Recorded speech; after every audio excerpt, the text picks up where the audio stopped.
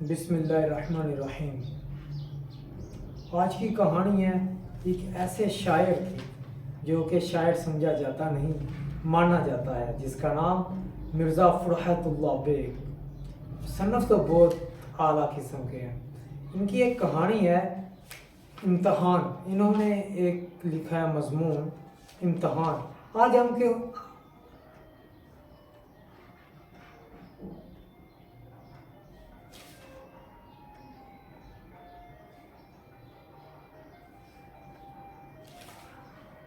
السلام علیکم۔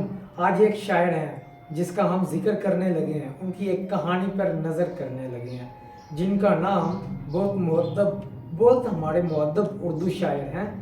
ان کا نام ہے مرزا فرحت اللہ بیگ۔ مرزا فرحت اللہ بیگ۔ اور ان کی جو آج ہم کہانی پڑھنے لگے ہیں اس کا نام ہے امتحان۔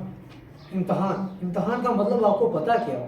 امتحان وہ چیز ہوتی ہے جو انسان کسی منزل کو حاصل کرنے کے لیے اس منزل تک پہنچنے سے پہلے ایک چیز کو فیس کرنا پڑتا ہے۔ سم ڈیفیکلٹیز ہوتی ہیں جس کو انسان فیس کر کے آگے پہنچتا ہے۔ تو آئیے آج ہم ان کے خلاصے پہ کچھ نظر کرتے ہیں۔ وہ لکھتے ہیں، لوگ امتحان سے گھبراتے ہیں لیکن میرے نزدیک امتحان کی دو ہی صورتیں ہیں، فیل یا پاس۔ میں نے بہت سے دوستوں کو امتحان کے دنوں میں بے قرار دیکھا ہے۔ میں تو ساری عمر امتحان دے سکتا ہوں لیکن پڑھنے اور یاد کرنے کی شرط کے بغیر۔ بلکہ بہت مزاحیہ ہمارے شاعر ہیں۔ میں نے 2 سال میں لا کلاس کورس پورا کیا۔ منشی صاحب دوست تھے، اسی وجہ سے حاضری لگ جاتی تھی اور میں دوستوں کے ساتھ ٹہلتا تھا۔ والد صاحب خوش تھے کہ مجھے پڑھنے کا شوق ہے، اس لیے میں ایک بڑا وکیل بن جاؤں گا۔ 2 سال جلد ہی گزر گئے، امتحان سر پر آ گیا۔ میں نے امتحان کی تیاری کے لیے الگ کمرے کا مطالبہ کیا۔ والدہ صاحبہ نے اپنا کمرہ خالی کر دیا۔ میں رات جلد ہی دروازہ بند کر کے سو جاتا اور گھر والے یہ سمجھتے کہ میں پڑھائی میں مصروف ہوں۔ جب امتحان کے دن قریب آئے تو میں نے والد صاحب سے کہا کہ ابھی میری تیاری مکمل نہیں ہوئی، مگر والد صاحب بولے کہ تم نے محنت کی ہے اس لیے امتحان میں شرکت ضرور کرو، کامیابی اور ناکامی تو اللہ کے ہاتھ میں ہے۔ مقررہ دن میں کمرہ امتحان میں پہنچا تو میرے ذہن میں خیال تھا کہ مجھے کمرہ امتحان میں غیبی امداد میسر آئے گی، یعنی کوئی شریف نگران مجھے پرچہ حل کروا دے گا یا کسی کم حیثیت ملازم کو انعام کا لالچ دے کر اپنا پرچہ ہی کسی دوسرے طالب علم سے تبدیل کر لوں گا۔ مجھے اپنے بیٹھنے کی جگہ نہیں مل رہی تھی۔ میں نے اس کی بابت نگران سے پوچھا تو وہ خود مجھے میری جگہ پر چھوڑ آیا۔ میں نے سمجھا کہ یہ شریف آدمی ضرور میرے لیے آسانیاں فراہم کرے گا۔ پرچہ تقسیم ہوا تو سارا پرچہ پڑھنے کے بعد بھی مجھے پتہ نہ چل سکا کہ یہ کس مضمون کا پرچہ ہے۔ میں نے نگران سے پوچھا تو اس نے مجھے کچھ بتائے بغیر عنوان پر انگلی رکھ دی۔ تب معلوم ہوا کہ یہ اصولی قانون کا پرچہ ہے۔ میں نے اپنے برابر والے سے پوچھنے کی کوشش کی تو گارڈ صاحب نے کہا کہ جناب اپنے پرچے پر نظر رکھیں۔ اس طرح دوسرے سے مدد ملنے کی توقع ختم ہو گئی۔ میں نے گارڈ صاحب سے پوچھا کہ اس دوسرے سوال کا کیا جواب ہے تو وہ مسکرا کر بولے کہ مجھے نہیں معلوم، اگر مجھے معلوم ہوتا تو میں یہاں کیا گارڈ ہوتا۔ ایسے عالم میں پرچے کے 6 گھنٹے گزارنے میں مشکل تھے۔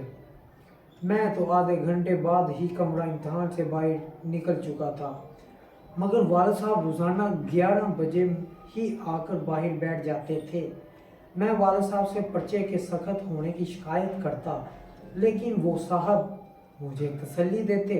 والد صاحب نے اپنے لیے سفارش کی، میرے لیے اپنی خاطر میرے لیے سفارش کی، لیکن بے سود، کوئی فائدہ نہ ہوا۔ ممتحن نے سفارش ماننے سے انکار کر دیا۔ جب نتیجہ سامنے آیا تو میں نے سارے پرچوں میں مجموعی طور پر صرف 2 نمبر ہی حاصل کیے تھے۔ ارے واہ، اتنے زیادہ نمبر! مجھے لگتا ہے जहन्नुम के नंबर भी साथ दे दिए उन्होंने। वालिद साहब ने वालिद साहब ने इम्तहान नगारों को बुरा भला कहा और मुझे आइंदा साल दोबारा इम्तहान देने के लिए कहा। इस तरह मुझे एक और साल फुर्सत से गुजारने का मौका मिल गया।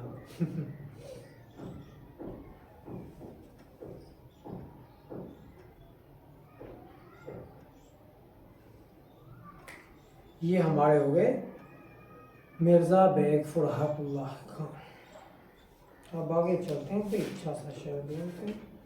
इकबाल तेरी इकबालियत पे सलाम है मेरा। इकबाल तेरी इकबालियत पे सलाम है मेरा, तो इतना बुलंद मेरा क्या मकाम है तेरा।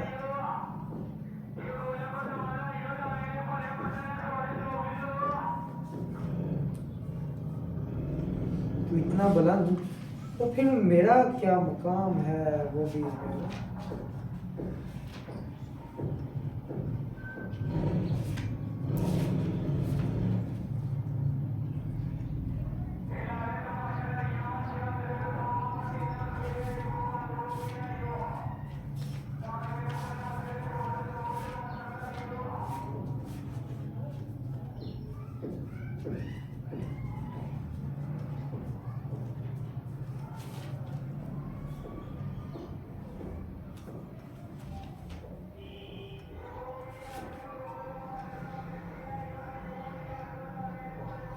ये आई है मेरी जमात नहम की सबसे फेवरेट, जिसको कहा जाता है बहुत ज़्यादा पसंदीदा मजमून।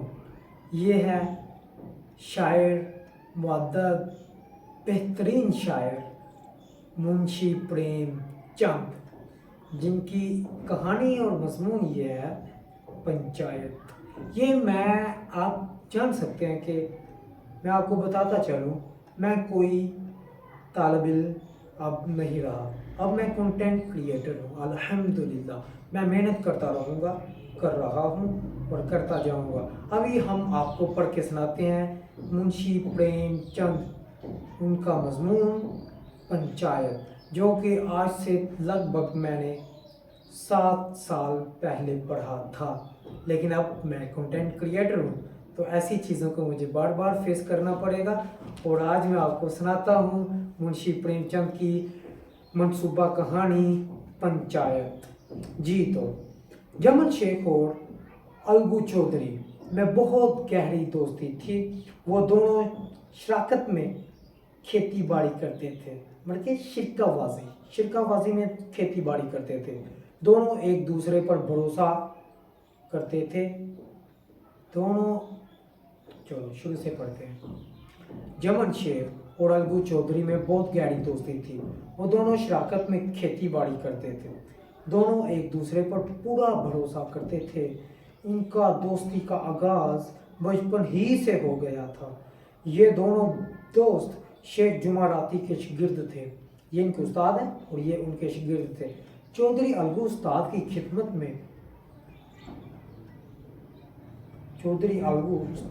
खिदमत पर ज़्यादा भरोसा करते थे, जबकि जमन शेख ये समझता था कि इल्म का हासिल होना उस्ताद की दुआ से होता है। इन दोनों के मुकाबले एक के उस्ताद शेख जुमाराती शागिर्दों पर सख्ती के कायल थे, क्योंकि जमन पढ़ाई की तरफ ज़्यादा तवज्जो नहीं देता था, इसलिए उसे ज़्यादा मार पड़ती थी। जब जमन जवान हुआ तो इसकी शोहरत इर्द गिर्द के देहातों में लड़ाई भड़ाई करने वालों के तौर पर फैल गई। शेख जमन की बुरी वादा थी। इसके पास थोड़ी सी ज़मीन थी। जमन ने उसे सब्ज़ बाग दिखाकर वो ज़मीन इस शर्त पर अपने नाम करवा ली कि वो सारी उम्र खाला के खाने पीने का ख्याल रखेगा। मगर चंद महीनों बाद कि जमन शेख ने आंखें फेर ली, खाला गरीब का कोई पुरसान हाल ना था। जब इसने जमन से बात की तो जमन ने कुछ भी देने से साफ इनकार कर दिया। जमन के तेवर देखते हुए खाला ने पंचायत बुलाने की धमकी दे दी। जमन की पंचायत का कोई डर न था, क्योंकि गांव के सब लोग ही उससे डरते थे। اور یمن کی پنچایت کا کوئی ڈر نہ تھا کیونکہ گاؤں کے سب لوگ اسی سے ڈرتے تھے، اس کے خلاف نہیں جا سکتے تھے۔ اس نے خالہ سے کہا کہ اپنے بڑا شعبہ پنچایت سے فیصلہ کروا سکتی ہیں۔ خالہ کئی دن تک آس پاس کے گاؤں میں لوگوں کو پنچایت کا پیغام دیتی رہیں۔ وہ جمن شیخ کے دوست الگو چودھری کے پاس بھی آئیں اور اسے بھی پنچایت میں آنے کے لیے کہا۔ الگو چودھری بولا کہ میں اپنے آنے کو پنچایت میں آ جاؤں گا مگر وہاں میری زبان نہیں کھلے گی کیونکہ جمن شیخ میرا دوست ہے۔ خالہ بولی بیٹا دوستی نبھانے کے لیے کہ کیا حق بات نہیں کہو گے؟ شام کو پنچایت شروع ہوئی تو خالہ نے پنچایت میں اپنا موقف بیان کیا اور ادھر میری بس ہو گئی۔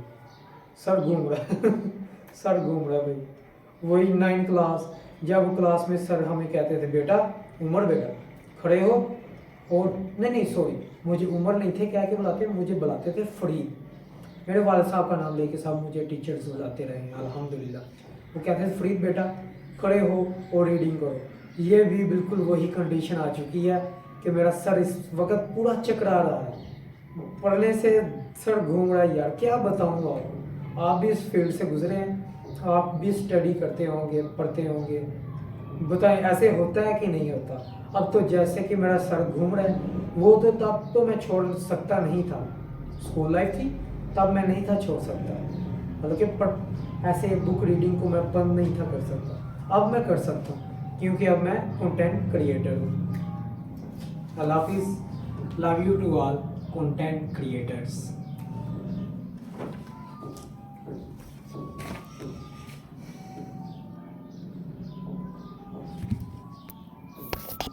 یہ آئی ہے میری جماعت نہم کی سب سے فیورٹ، جس کو کہا جاتا ہے بہت زیادہ پسندیدہ